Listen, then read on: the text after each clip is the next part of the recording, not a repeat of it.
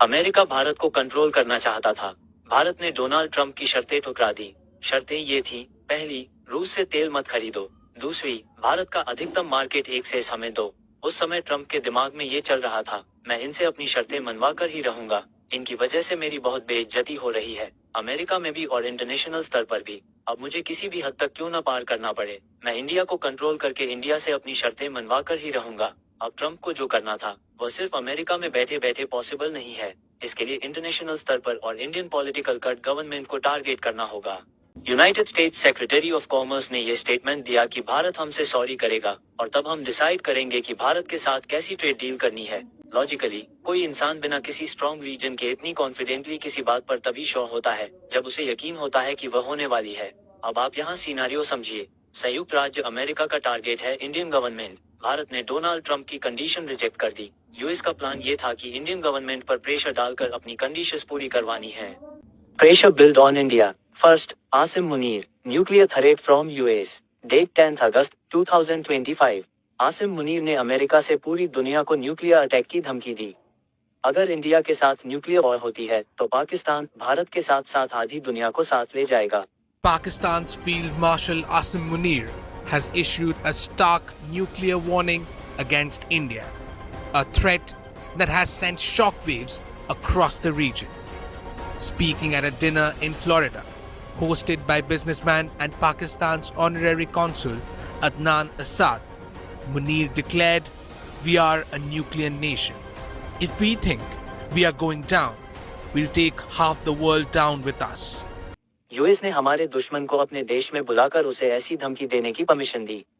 Because without US government involvement US में ये सब बोलना पॉसिबल ही नहीं है। क्लियरली दिख रहा था कि यूएस गवर्नमेंट इनडायरेक्टली इंडिया को टारगेट कर रही थी। इंडिया के दुश्मन को, आसिम मुनीर को, यूएस में बुलाकर यह स्टेटमेंट दिलवाया गया, ये शो करने के लिए कि अगर तुम हमारी साइड नहीं लोगे तो तुम्हारी साइड हम किसी और को दे देंगे। यूएस हमारे दुश्मन से हम पर प्रेशर बिल्ड करवा रहा था। सेकंड, अमेरिका गवर्नमेंट ने पाकिस्तान को $686 मिलियन का पैकेज दिया। डेट द 8 नवंबर 2025। पाकिस्तान की एयरफोर्स को F-16 fighting fighter jet repair और एयरफोर्स इंफ्रास्ट्रक्चर ऑपरेट करने के लिए। Pakistan's Spotify Wrapped is out. Their top song is Thank You Donald Trump. They nominated the US president for the Nobel. They struck crypto deals. They offered their rare earths and now Trump is repaying them. If you're a Pakistani citizen, look away because this does not concern you. As always, this help is going to your military. The US has approved a new military package for Pakistan. It's worth around $686 million. And what's it for? To upgrade Pakistan's F-16 fleet. Now, the F-16 is the pride of Pakistan's military. They operate between 70 and 80 of these American jets. Back in the month of May, Pakistan deployed these F-16s against India. यह indirect India के खिलाफ funding थी। आगे अगर war हुई तो Pakistan prepare रहेगा, ये शो करना कि अगर हमारी कंडीशन नहीं मानी तो हम पाकिस्तान को वॉर के लिए फंड करेंगे। थर्ड, राहुल गांधी का वोट चोरी एलिगेशन। राहुल गांधी ने 1 अगस्त से लेकर 5 नवंबर तक कर्ट गवर्नमेंट पर और इलेक्शन कमीशन ऑफ इंडिया पर वोट चोरी के एलिगेशन लगाए विदाउट एनी स्ट्रॉन्ग प्रूफ। ये एलिगेशन इतने डेंजरस थे कि इससे पूरे देश भर में दंगे बढ़ सकते थे। बट इन एलिगेशन से इंडियन गवर्नमेंट पर प्रेशर बिल्ड हो रहा था। मैं यह नहीं कह रहा कि राहुल गांधी यूएस से मिले हुए हैं, बट ये टाइमिंग इतनी परफेक्ट कैसे है। देश के बाहर अमेरिका और पाकिस्तान इंटरनेशनल प्रेशर बिल्ड कर रहे थे और देश के अंदर political pressure. Fourth, I love Mohammed protest और Ladakh protest. First, I love Mohammed protest.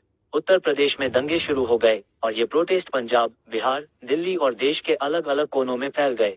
इससे स्टेट गवर्नमेंट और इंडियन गवर्नमेंट दोनों पर प्रेशर पड़ रहा था। Instances of derogatory remarks against the Prophet in various parts of the country. As a result, the protesters gathered outside the Ala Hazrat Dargah and also said that they wanted to do this protest. After the prayers, large crowd reportedly started pelting stones at the police. In response, the police personnel also resorted to lathi charge to restore law and order situation. Second, Ladakh में भी protest हुए। इसमें 4 लोगों की जान चली गई और यह भी सितंबर महीने का सबसे बड़ा दंगा था। ये दोनों दंगे 2025 के सितंबर महीने में हुए।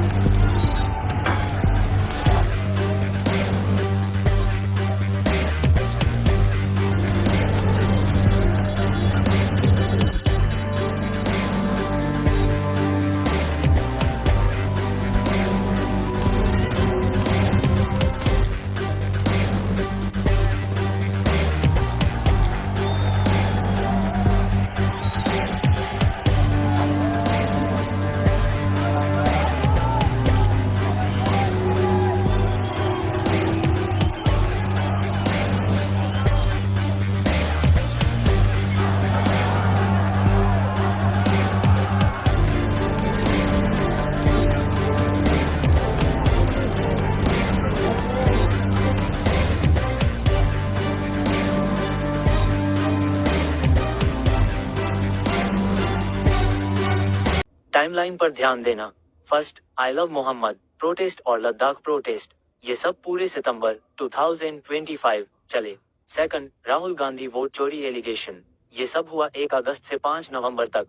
Third, Asim Munir nuclear threat, अगस्त 2025। फोर्थ, यूएस का 686 million package for Pakistan F-16 fighting falcon jet और एयरफोर्स इंफ्रास्ट्रक्चर, 8 नवंबर 2025। कंक्लूजन, इतनी सारी प्रॉब्लम्स भारत के सामने, वो भी सिर्फ 2-3 महीनों में, इसका प्रेशर इंडियन गवर्नमेंट पर पड़ रहा था। अब चलो बात करते हैं कि अगर इंडियन गवर्नमेंट अमेरिका गवर्नमेंट की हर कंडीशन एक्सेप्ट कर ले तो अमेरिका किस हद तक फायदा निकालेगा इंडिया से, और इंडिया पर इसका क्या इम्पैक्ट आएगा। फर्स्ट, डोनाल्ड ट्रंप की कंडीशंस। रूस से ऑयल मत खरीदना और इंडियन मार्केट का मैक्सिमम एक्सेस हमें दे दो, ट्रंप की शुरुआती शर्तें। सेकंड, रूस और चीन से अलग होना, ब्रिक्स और किसी भी ग्रुप जिसमें रूस और चीन है उनसे अलग होना, यानी कि इंडिया किससे अच्छे रिश्ते रखेगा किससे नहीं ये यूएस डिसाइड करेगा। थर्ड, चीन के अगेंस्ट इंडिया को यूज करना, जैसे यूएस पाकिस्तान को यूज करता है अगेंस्ट इंडिया। इसके कंसीक्वेंसेस सीरियस हो सकते हैं, बिकॉज इंडिया चीन से $100 बिलियन से ज्यादा का इंपोर्ट करता है। अगर यह सारा इंपोर्ट बंद किया गया तो इंडिया को इकोनॉमिक शॉक लग सकता है। फोर्थ, अगर यूएस इंडिया के इंपोर्ट्स कंट्रोल करेगा कि हमें किससे क्या खरीदना है और क्या नहीं, तो इससे इंडिया पर इकोनॉमिक इम्पैक्ट आएगा, सप्लाई चेन पर इम्पैक्ट आएगा, जीडीपी ग्रोथ रेट कम होगी, महंगाई बढ़ेगी, इंडियन मैन्युफैक्चरिंग और एक्सपोर्ट को नुकसान पहुंचेगा। ओवरऑल यूएस की कंडीशंस मानने से फ्यूचर में इंडिया का सुपर पावर बनने का विजन खतरे में जाएगा। कंक्लूजन, ये सारे पॉइंट्स मिलाकर देखा जाए तो ये बहुत गंदी साजिश थी भारत को अनस्टेबल करके कंट्रोल में लाने की, पर आखिर क्यों इंडिया ही? इसका जवाब है, इंडिया इज ग्रोइंग इकोनॉमी और द नेक्स्ट सुपर पावर। अगर वेस्ट के पॉइंट ऑफ व्यू से देखा जाए तो इंडिया कंट्रोल का मतलब है साउथ एशिया पर control, world 4th largest economy पर control, world 4th largest military पर control, world 5th largest market पर कंट्रोल, इंडियन ओशन पर कंट्रोल और 1.5 बिलियन पीपल्स पर कंट्रोल। ये सब जो कुछ हुआ, इंडिया चुपचाप आखिर तक सहता गया और डोनाल्ड ट्रंप को कोई एग्रेसिव रिस्पॉन्स नहीं दिया। जो कुछ हमारे भारत देश के साथ हुआ वो बहुत बुरा हुआ, लेकिन अभी भी कहानी बाकी है। Wait for season 2।